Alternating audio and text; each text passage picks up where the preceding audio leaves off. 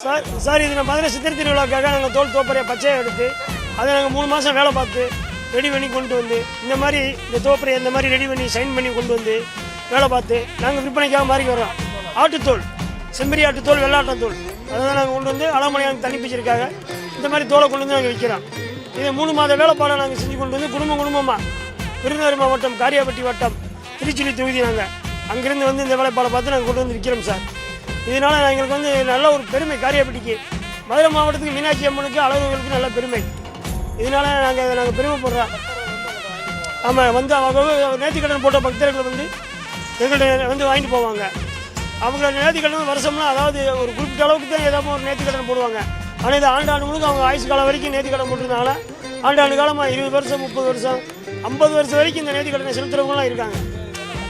தண்ணி பீச்சுறது, அழகுமலைகளுக்கு தண்ணி பீச்சுறது லீக் ஆகும் சார். லைட்டாக லீக் ஆக தான் செய்யும். நம்ம உடம்புல வேர்வை தண்ணி லீக் ஆகி எப்படி வருது யாருக்கு தெரியும்? நம்ம உடம்பு பூராமே மூடிதான் இருக்கும். இருந்தாலும் வேர்வை தண்ணி வடியுது, அதே போல் அதில் வேர்வை தண்ணி வடியும். ஆனால் அந்த இது வந்து ஒன்றும் பிரச்சனை கிடையாது.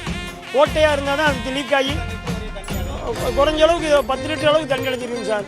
30 லிட்டர் வரைக்கும் இந்த தோப்பரை வந்து இருக்கும். 30 லிட்டர் வரைக்கும் இந்த தோப்பரை இருக்கும். 10 லிட்டர் தண்ணி இதில் அடைஞ்சிக்கிறோம். 20 லிட்டர் தண்ணி பிச்சுட்டாங்கன்னா 5 லிட்டர் தண்ணி வெளியே கீழே தான் போகும். அது அலர் வந்து அவங்க வந்து ஆற்றுல இறங்கும்போது அழகுமலையாளுக்கு பீச்சிருது, ராமாயிரம் மண்டலத்தில் போய் பீச்சிருது, பல்லாவளம் பெருமாள் கோயிலில் பீச்சிருது. அவங்க நேர்த்திக்கடன் எப்படி செலுத்துகிறாங்களோ நாங்கள் சுமார் 300 குடும்பம் செய்கிறோம் சாமி. நம்ம காரியாபட்டி ஏரியாவில் 300 குடும்பம் செய்கிறோம். தோல் சேகரிக்கிறது போல தோல் வியாபாரி, ஆட்டு வியாபாரிகிட்ட போய் நாங்கள் வாங்குவோம். தோல் வியாபாரிகிட்ட திண்டுக்கல், சிலைமான், மதுரை, திருப்போணம், அருப்புக்கோட்டை இப்படி நாங்கள் வாங்கிட்டு வந்து நாங்கள் இந்த தொழிலை சேர்த்து மொத்தமாக வச்சுருந்து திண்டுக்கல்லில் போய் பாடம் பண்ணுவோம். நாங்கள் வீட்லேயும் பாடம் பண்ணுவோம்.